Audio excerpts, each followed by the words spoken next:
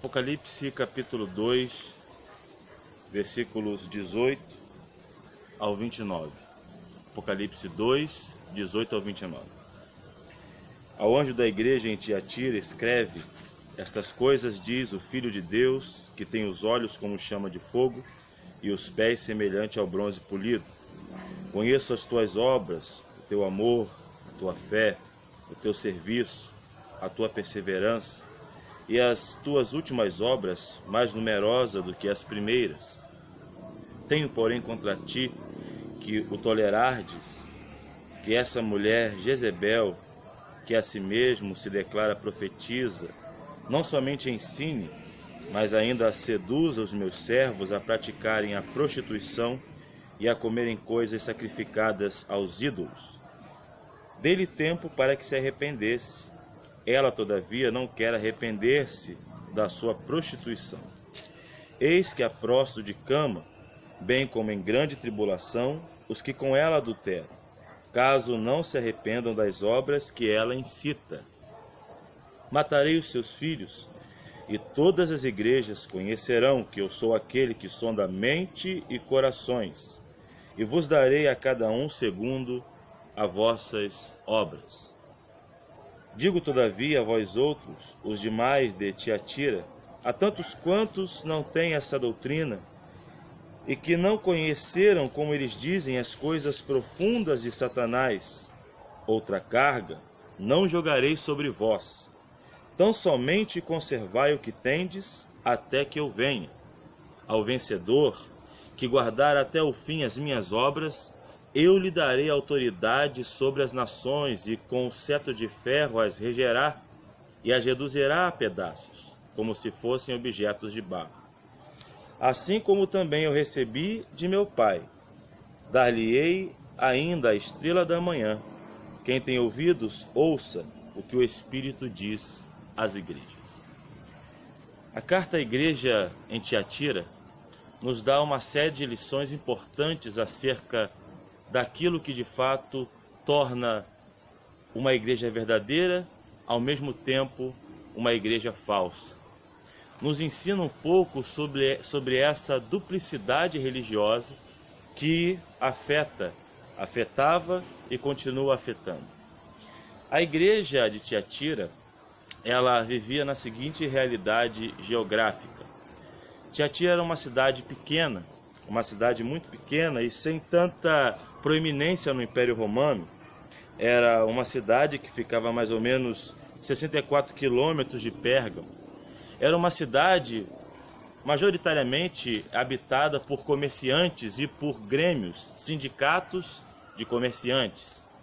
Tiatira era uma cidade que foi conhecida no primeiro século como uma das principais localidades onde se trabalhava o bronze e também aquela famosa tinta antiga chamada púrpura para tingir tecidos, a mesma tinta, o mesmo material que Lídia, a primeira convertida na Europa, trabalhava, sabia manusear.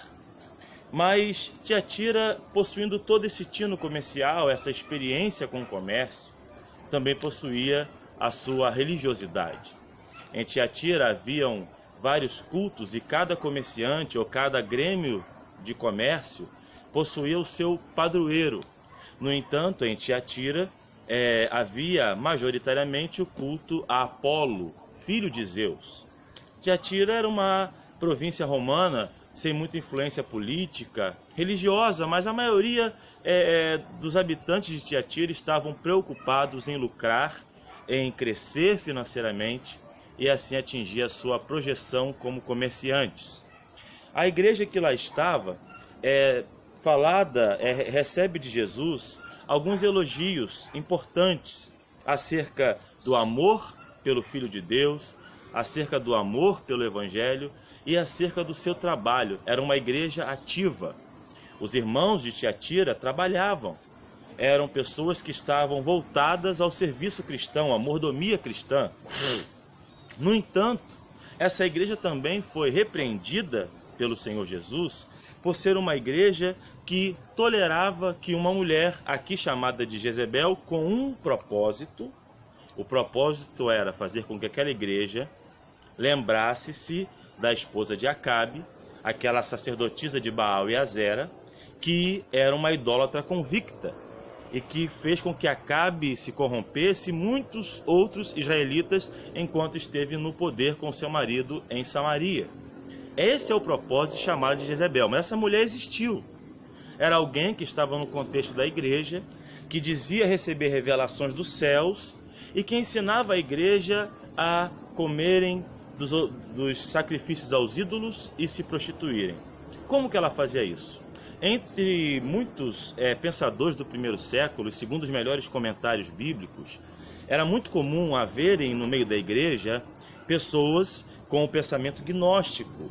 E mesmo que não fossem gnósticos em todos os seus desdobramentos, eles acreditavam que o único jeito de vencer o pecado era praticando.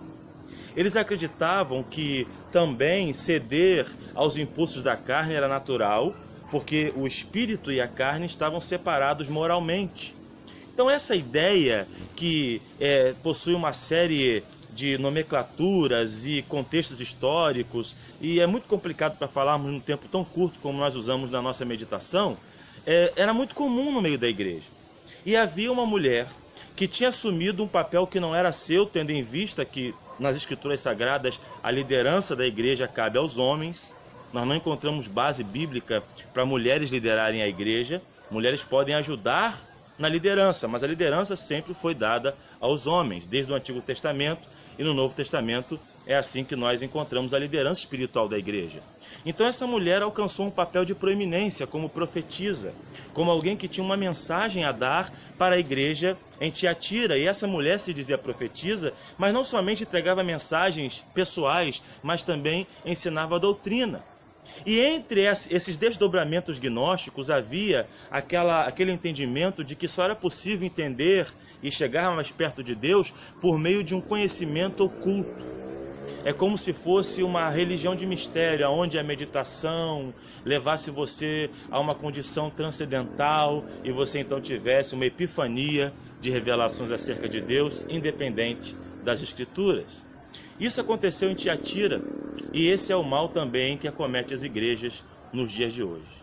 Vejamos o seguinte: em primeiro lugar, nós temos que aprender que nem tudo aquilo que parece certo está totalmente certo. Por que eu estou dizendo isso? Jesus elogia essa igreja por ser uma igreja que tinha boas obras, por ser uma igreja que as suas obras tinham alcançado um patamar de ser elogiadas por ele. Então nem sempre as boas obras são um agente identificador de cristãos verdadeiros.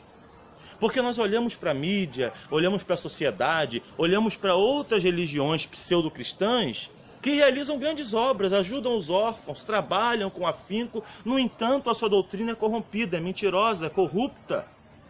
O que dizer então daqueles religiosos sincréticos que dizem crer em Cristo, mas não creem na encarnação? Que dizem crer na Bíblia, mas defendem a reencarnação? É uma religião comum, eles se declaram cristãos também, e fazem obras de caridade maravilhosas, mas a doutrina não é a doutrina das Escrituras, é uma doutrina corrompida. Na igreja acontece da mesma forma. Não adianta uma igreja evangélica ser uma igreja piedosa de obras, ajudar os órfãos, ajudar os famintos, se a teologia e a doutrina não for 100% bíblica. A segunda verdade que esse texto nos ensina, que nós temos que ter em mente, é que Jesus se apresenta como sendo o Filho de Deus para demonstrar a esta igreja quem era a autoridade da mensagem.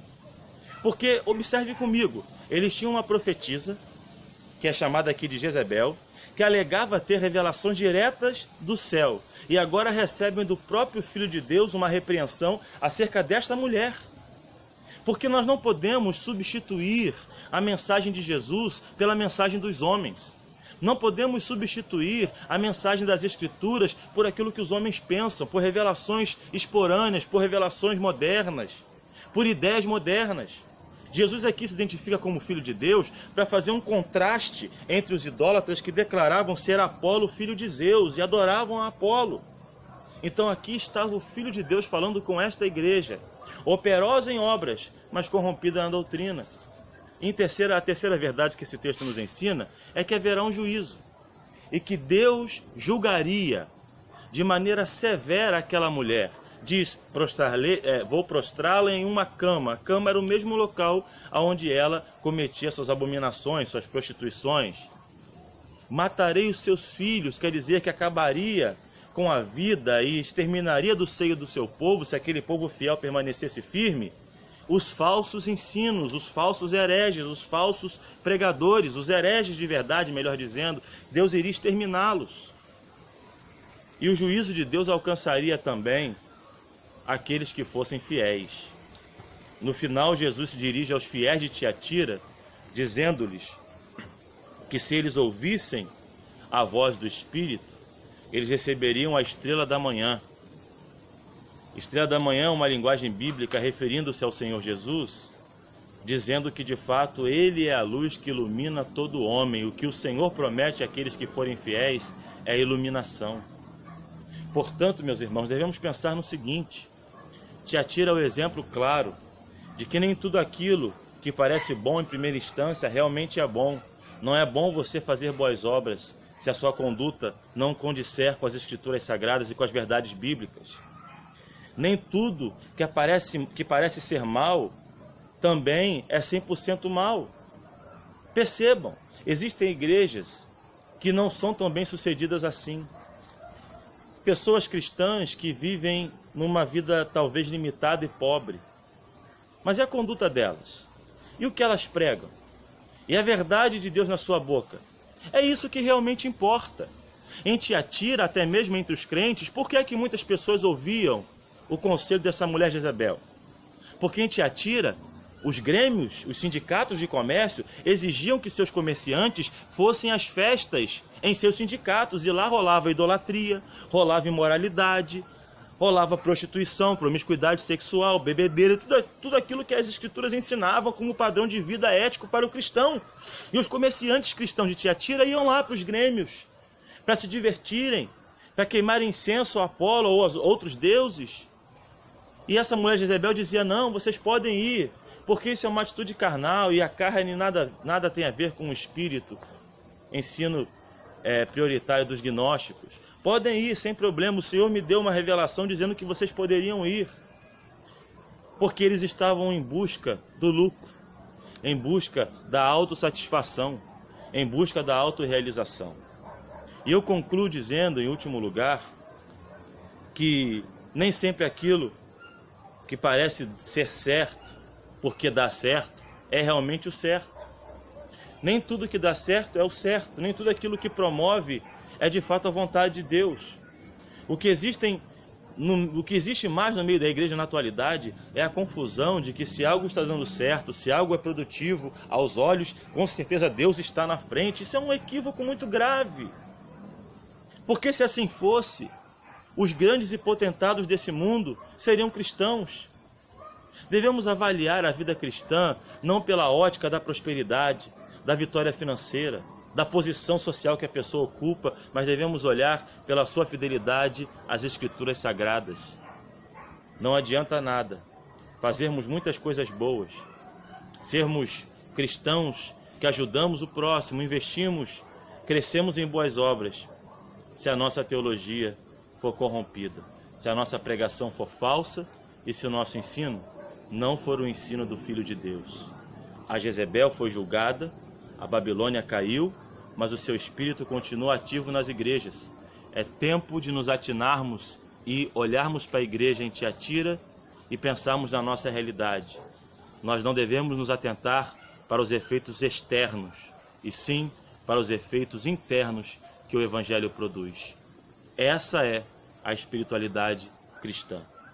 Que nossos olhos sejam abertos, que nós possamos ser iluminados pela estrela da manhã e não vivermos como os irmãos de Tiatira, ativos em muitas obras, até recebermos elogios. Olha, que povo ativo, que obras lindas que aquela igreja faz, tendo a nossa doutrina corrompida. Foi um elogio de Jesus. As últimas obras foram maiores do que as primeiras, mas, no entanto, Jezebel estava no púlpito. Que o Senhor nos abençoe e nos livre de cairmos nesse laço.